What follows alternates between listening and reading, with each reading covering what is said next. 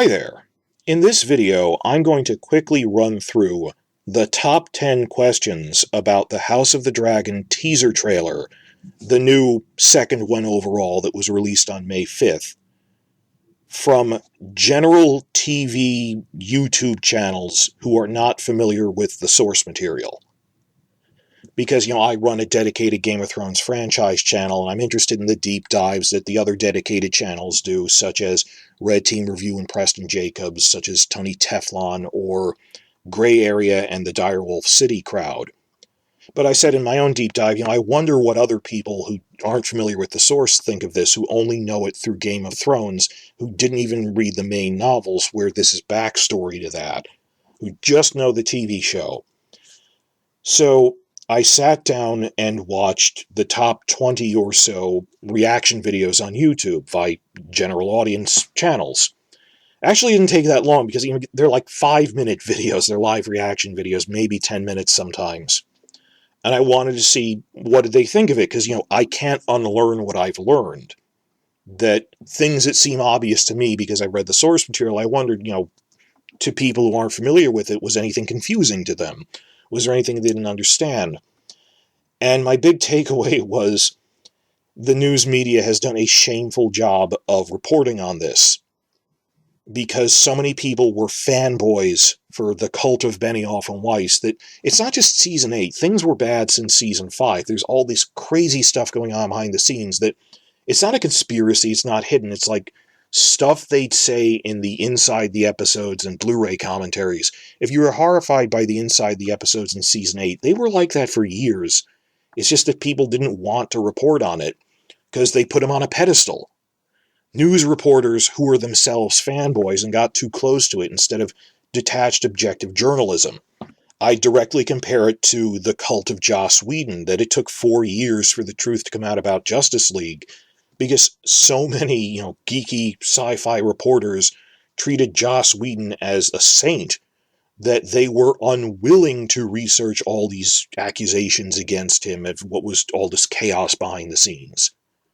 And it was kind of a double blow because not only were they unwilling to report on it until it really bottomed out in Season 8 to even the casual viewers, after that, because they reacted much as fanboys would when a creator working on projects makes a bad one.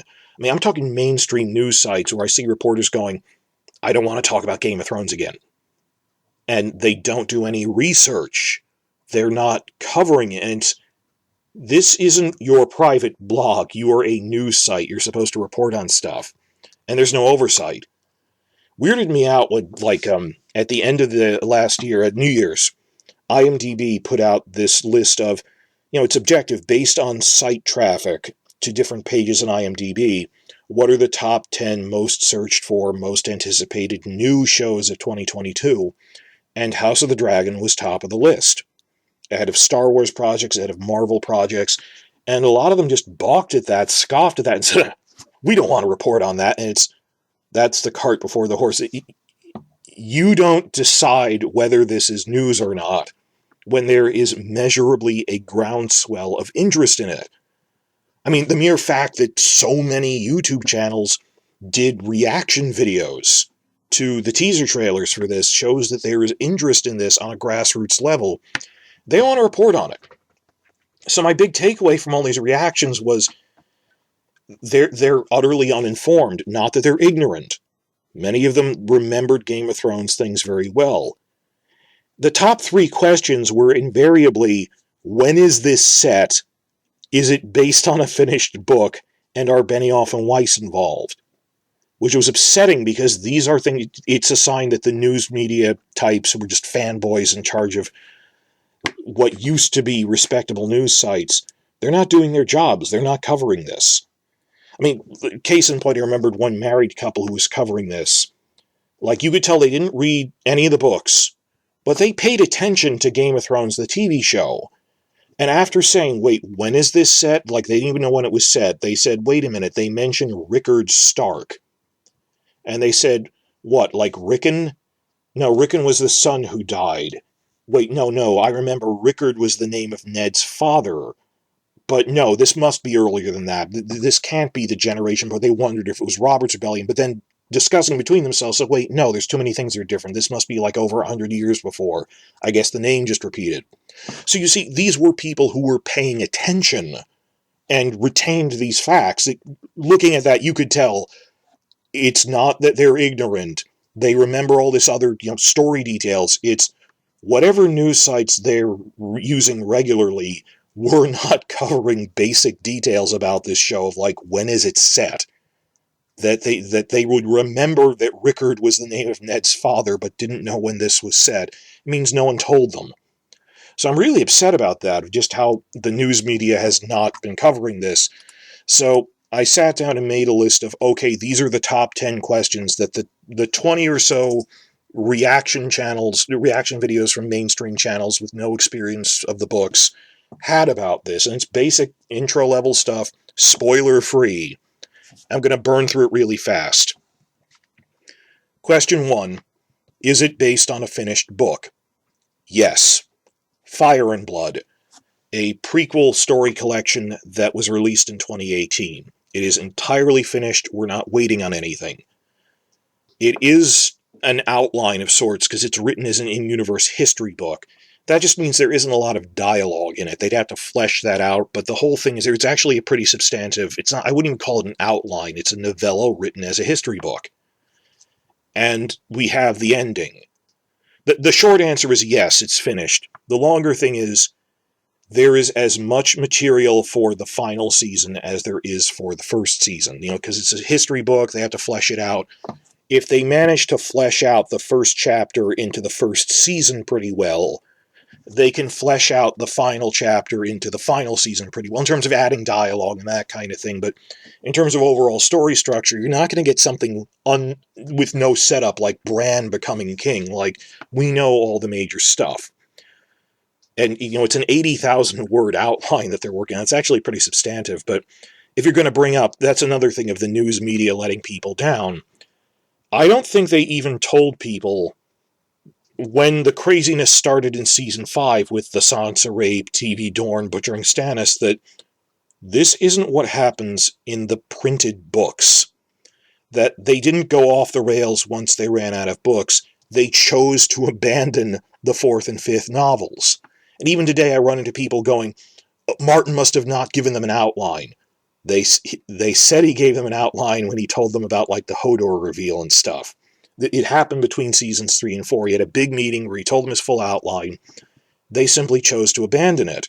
And if you don't think that's believable, I have in hand the 4th and 5th books, not an outline, print books, which they chose to abandon when they did the Sansa stuff, or Dorne, or Stannis.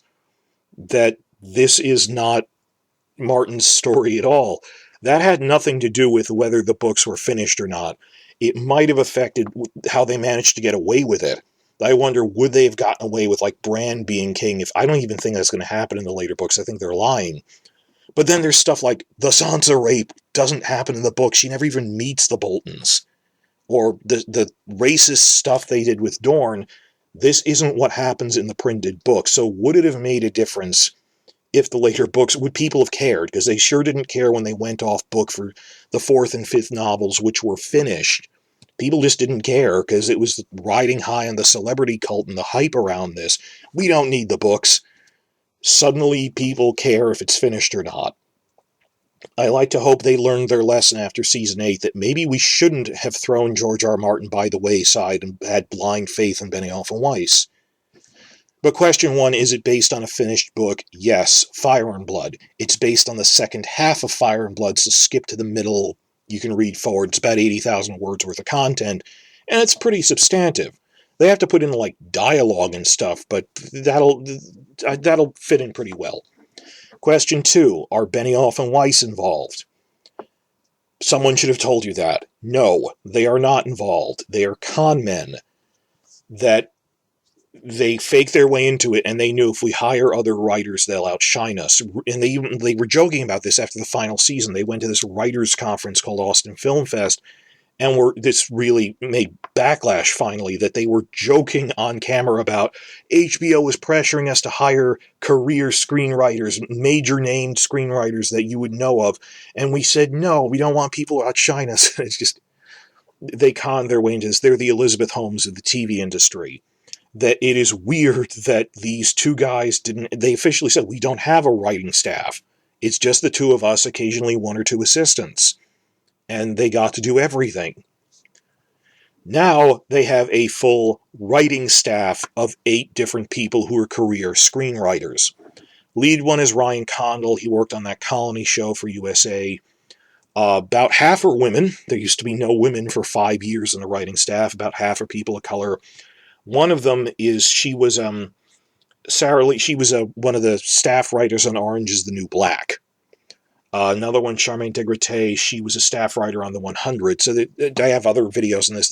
They have a full writing staff now and a writer's room where they debate, is this a good idea for this character? Things that Season 8 never would have happened if they'd done something like that.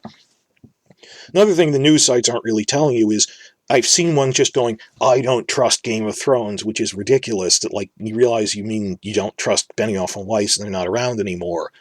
People go, I don't trust HBO. I'm not going to watch this. And they don't research it. HBO is made of people, specific executives. That's like going, I hate this Star Wars project. I'm never going to like Star Wars again. When, like, no, you're talking about Kathleen Kennedy. Or Marvel, like the stuff they did with the Scarlet Witch and Doctor Strange 2. You go, well, no, you're angry at Kevin Feige or Sam Raimi for specific decisions specific people made.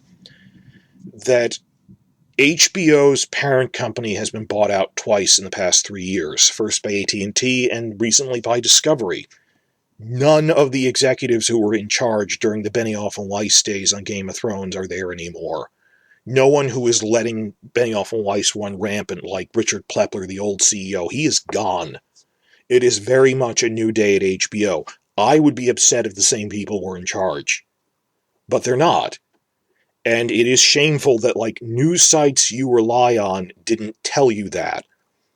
Ask yourself, what news sites have you been using? Did they tell you actually different people are in charge on this? There is a new set of a full writing staff. There are new executives in place. And some people going, I don't trust Game of Thrones. You mean specific people. Is George R. R. Martin involved? Well, he's not writing a specific script, but he's got a bit more oversight. In that they're keeping him in the loop a lot more on major decisions they're doing. That, like, up through season 4 of Game of Thrones, they let him write one script a year, but he didn't have veto power, so then they were changing things even before season 5. It's not as important to me that Martin writes one script on one episode per year compared to top-level decisions they'll run by him. And it's delegated to other writers, but Martin is very much in the loop. He is very approving of what they're doing. He's not just saying that. Like the later Game of Thrones seasons, he just didn't talk about it. And he'd say, I'm not even watching them. Contrast in this, he keeps saying, I'm really excited about what they're doing. I'm very supportive of it.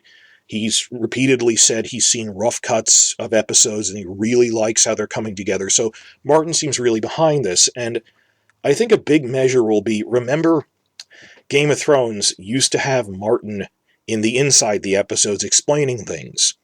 Then, season 5 onward, when they went so drastically off book, he just stopped coming in for those. You could tell he isn't supporting it.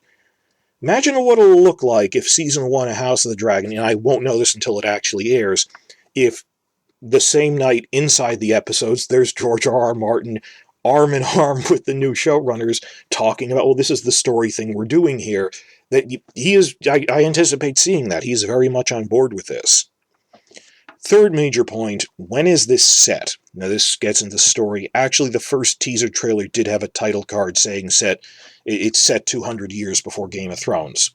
I'm going to go through this basically, not too complicated. The Targaryen conquest united the Seven Kingdoms and forged the Iron Throne 300 years before Game of Thrones. This series is set 200 years before Game of Thrones, so it's only 100 years after that conquest. So only 100 years after the conquest, that means this is the age when the Targaryen dynasty is at its height.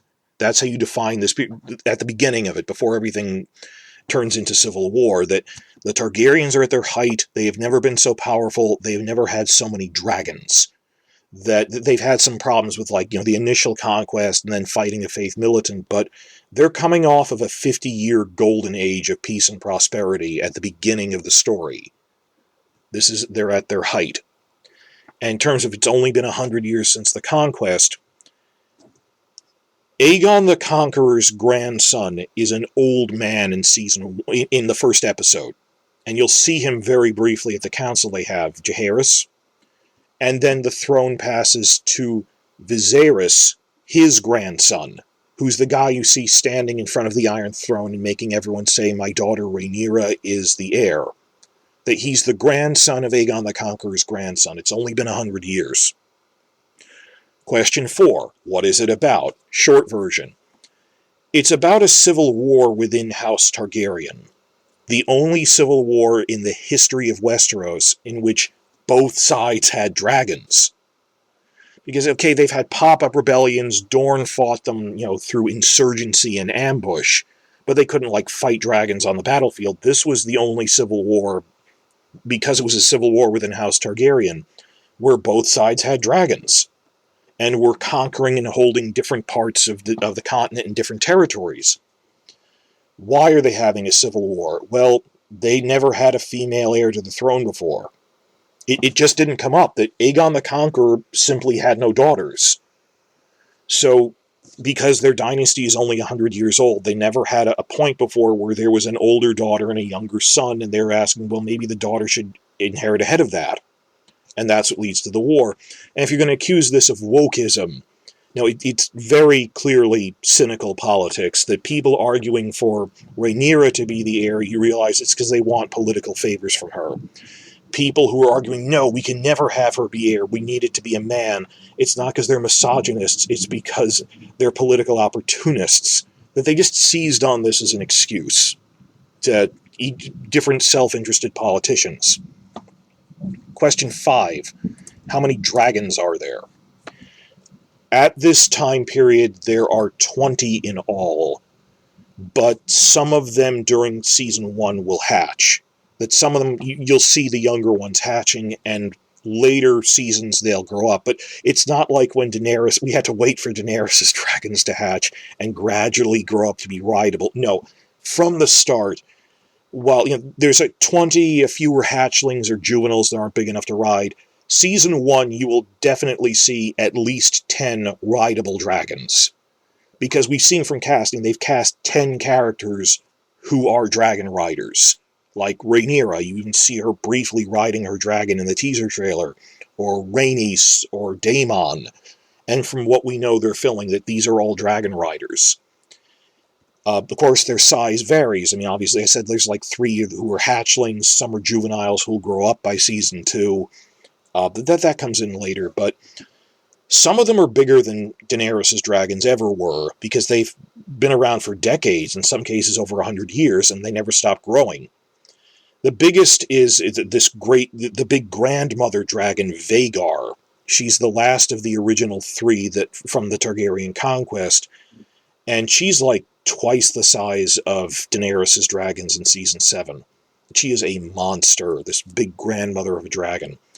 Even a lot of the second generation ones, the generation after Vhagar, are still bigger than Daenerys' dragons. Not twice as large, but they're bigger than dragons you've ever seen before. Caraxes, Syrax, Melis, the second generation ones.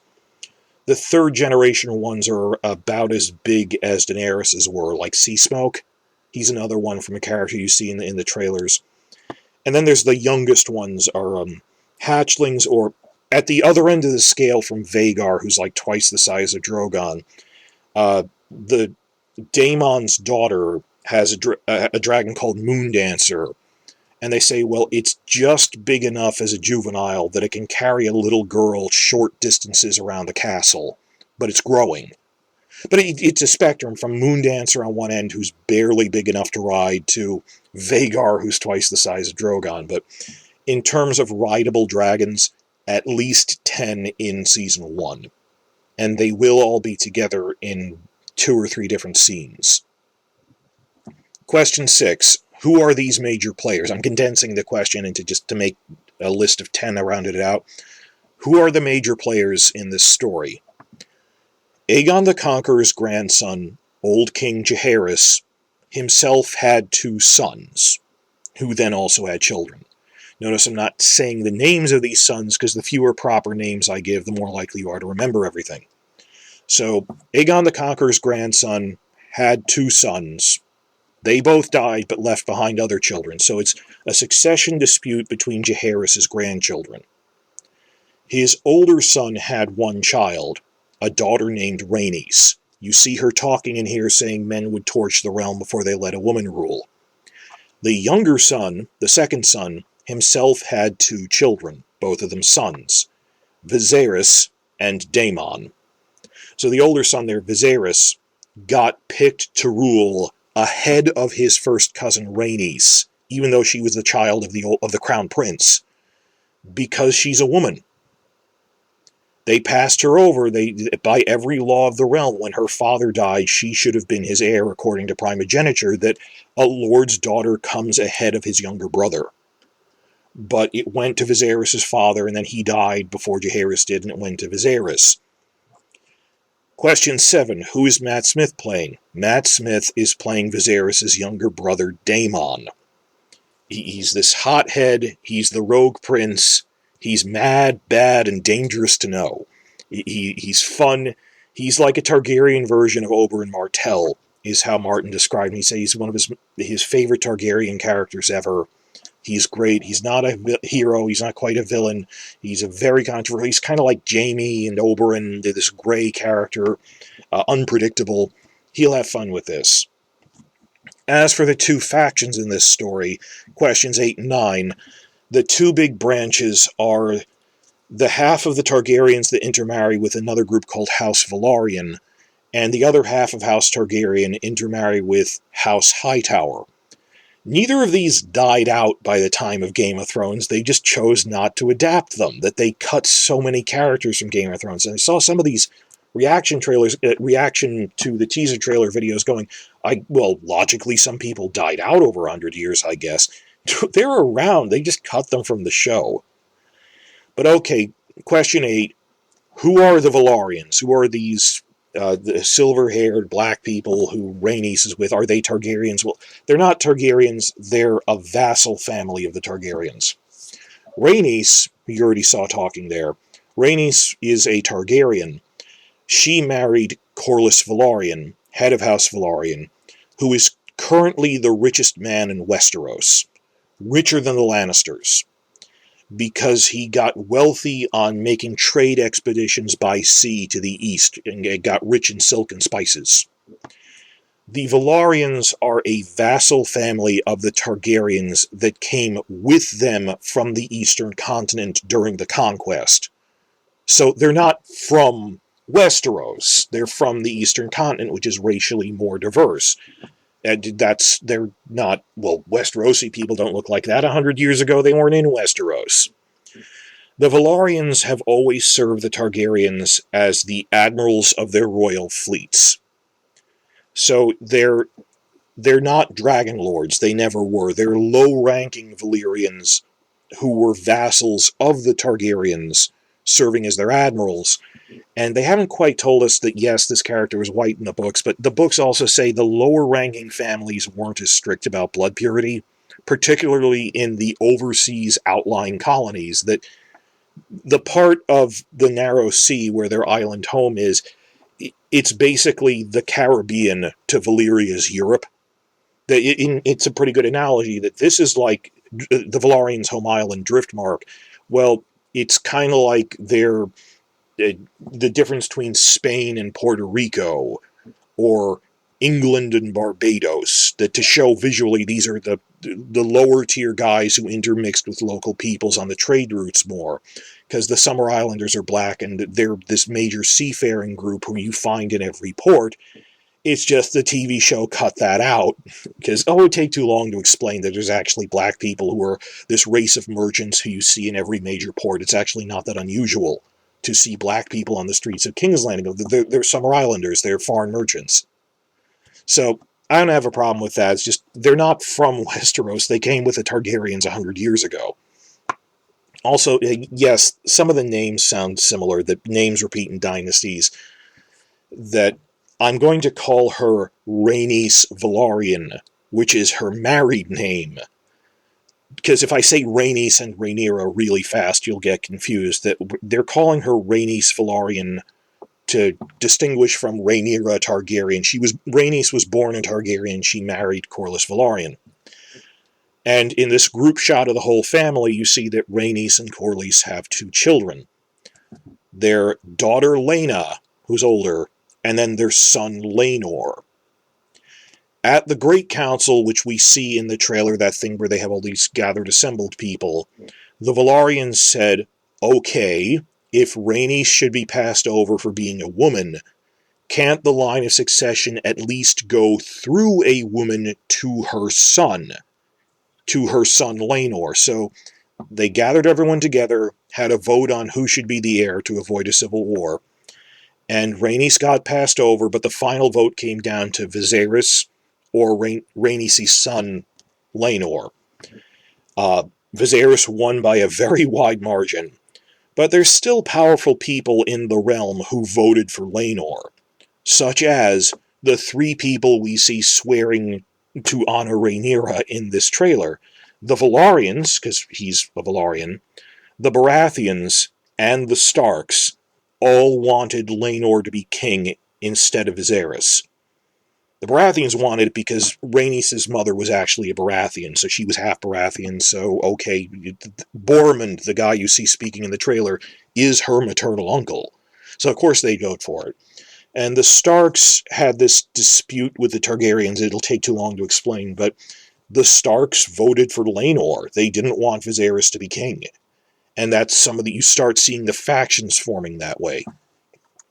That's House Velaryon. They're vassals of the Targaryens from Valyria who serve as their admirals. That's their gimmick, that we're the sea snakes, we're the admirals.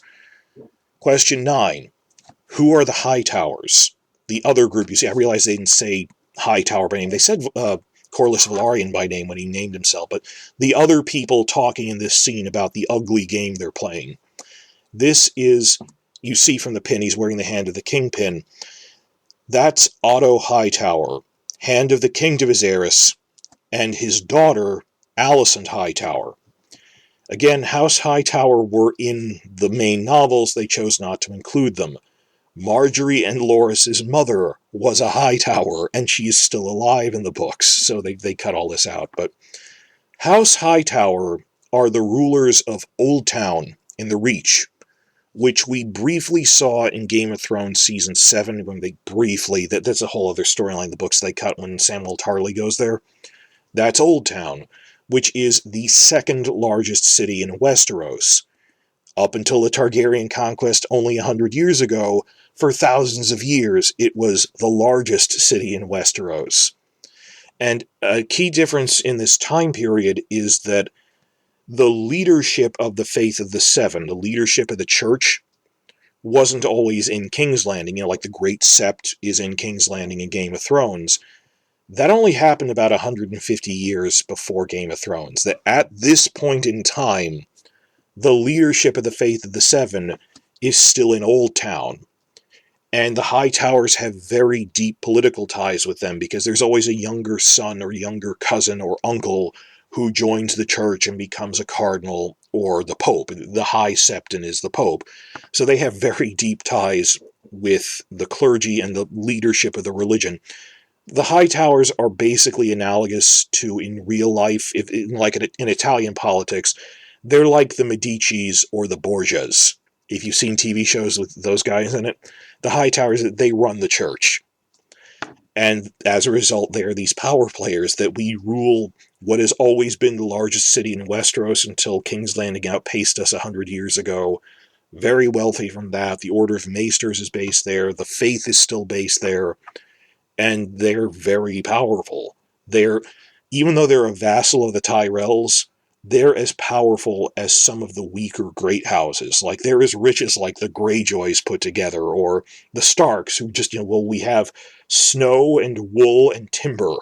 like they're richer than the Starks, who there's not much in the North, that the Old Towers are this powerful vassal, and they have the church in their pocket. So the High Towers are basically a more ruthless version of the Tyrells, and they are vying with the Velaryons for influence at King Viserys' court. This is the basic divide between, because they intermarry with the two branches of the Targaryens, the High Tower Targaryens and the Velaryon Targaryens. These two branches hate each other, because basically the High Towers are old money, and the Velaryons are new money. Now, for the past 100 years, the Velaryons have been one of the most powerful families at court because they were the right hand of the Targaryens, admirals of their fleets. And the High Towers don't like being pushed to the side, and they manage to worm their way in to be hand of the king. And there's this growing rivalry from within the court and without it. Question 10, ending this. How many seasons will this run? Hard to say, but the general fan consensus is they're aiming for 5-ish.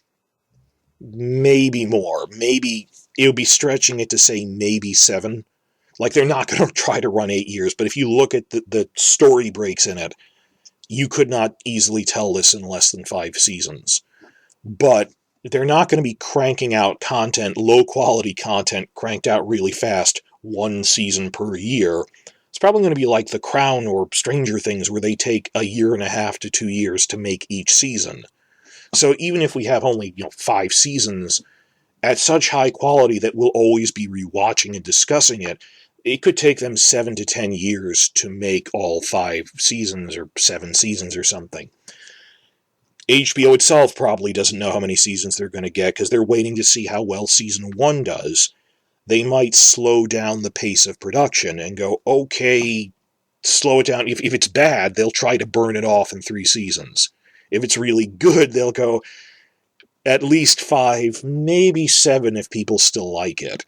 That will slow down the rate of production, because the story is finished. Turning back to the beginning, the book is finished, it's just there's points in the middle of the war where I go, the Riverlands campaign and the Reach campaign, you might want to turn this into 2 seasons, because there's a lot of characters to juggle, if everyone's really enjoying it. But even then, they have 3 other different prequel shows in the pipeline as potential spin-offs. They're all in the pilot script stage. Young Corlys Velaryon, his voyages of exploration, Nymeria and the Rhoynar, and Dunk and Egg.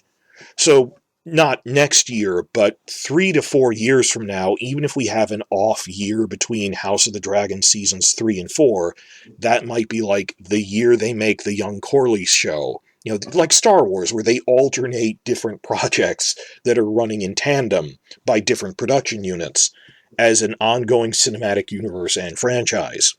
So these were basically the top 10 questions that all of these reaction videos had, and the big thing I had was, news sites are not conveying this well to people, because these were intelligent people who clearly remembered things from Game of Thrones, and no one was even telling them the time setting, much less these are the Velaryons, these are the High Towers.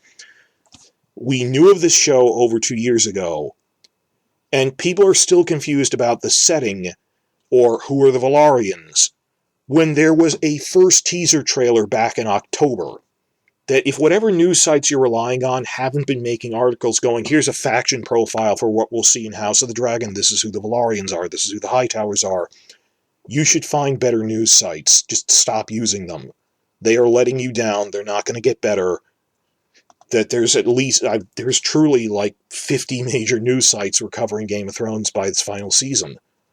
Plenty of fish in the sea. Find a better news site if you're stuck in a rut, and you have to just realize the one I've been in declined over the past 10 years since Game of Thrones started. This is no longer a good news source. They didn't try to handle these basic questions I had. So I hope this has been used. Tell me in the comments if any of this was useful. I know most of you will probably be people already watching my channel. But if you were confused by all of it, these are obvious questions that came up, and I try to relatively succinctly explain. I know I've been on this for half an hour, but people are not being informed well because the the old guard who didn't feel like reporting on things, they're never going to step up. And thankfully I've seen a new generation of news sites and fan groups stepping up to take the place of the people who just, hey, if you don't want to report on it, fine. Stand aside as we take your place.